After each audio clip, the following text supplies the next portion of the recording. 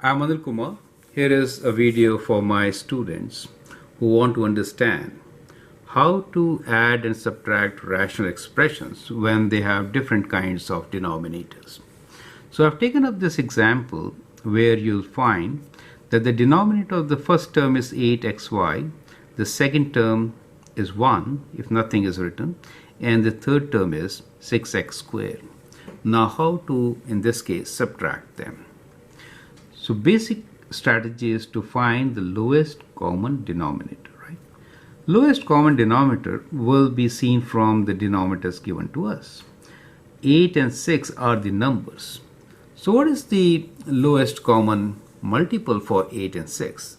It is 24, right? So that is how you go about. So first thing you decide about is the numbers. So common between 8 and 6 is 24, right? So 24 is multiple of both 8 and 6.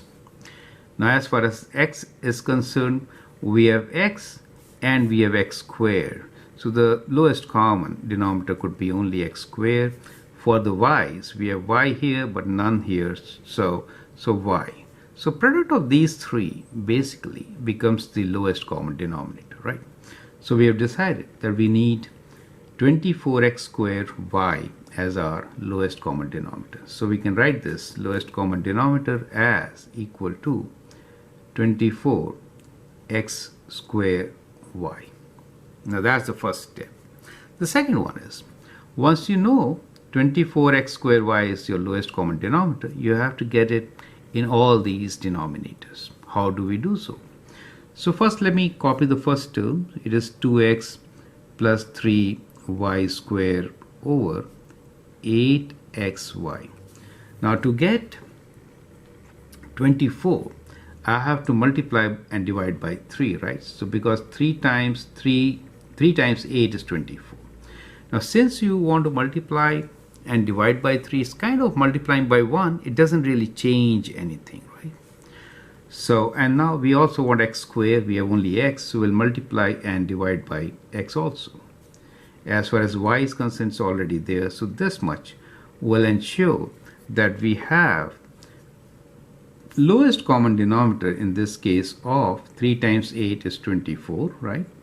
X times x is x squared, y. Do you get an idea? So we have the same denominator as we need. That's the whole idea, right?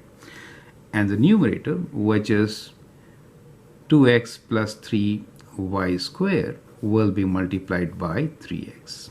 We'll do it in the next step. Okay, but I hope you have understood the concept. Now the next term is 3. Now 3 has denominator of just 1. So in case of 3, we have to multiply 3 by all these numbers, which is 24x squared y. Is it okay?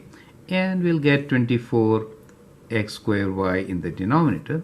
The last term here is 5x squared minus 2y. The denominator is 6x squared. Now to get 24, I have to multiply this by 4, right? So we'll do times 4. And we have x squared, but we don't have y. So 4y is what we will multiply and divide by. So I hope this step is clear. So let me continue. So what we get here is minus. So all this. So we have again common denominator of 24x squared y. And the numerator will be, we have to multiply these terms, right? So 3 times 4 is 12, 1. And 3 times 2, 6, and 1, 7. 72x squared y. And here we have minus. So we'll multiply later by 4y. So 4y times 5x squared minus 2y divided by common denominator 24x squared y.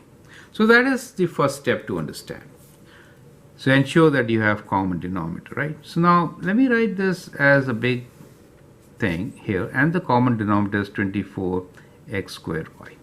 Now we can add and subtract the numerator, correct? So let's multiply, apply the distributive property.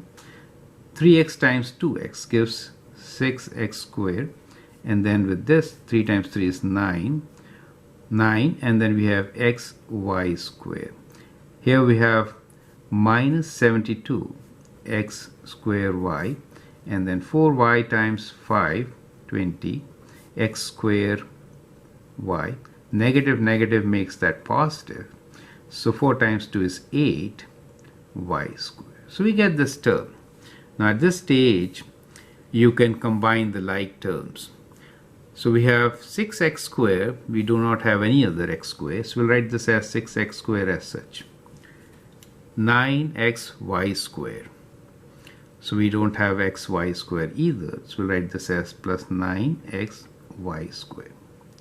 X square y. So we have two terms, minus 72 and minus 20. You can combine them. So we get minus 92 x square y, and we are left with plus 8y square with common denominator of 24 x square y. Do you see that? So like this, you could actually divide all these terms by a common denominator. I mean to say, once you have a common denominator, then you can add and subtract the numerator without any problems, as we have done here in this particular video.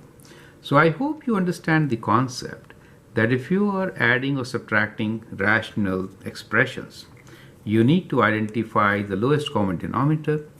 Once you have identified that, then ensure that all have the same denominator before you proceed with adding or subtracting the numerators as we've done here in this video. I'm Anil Kumar, and I hope that helps you to understand the basic operation. Thank you and all the best.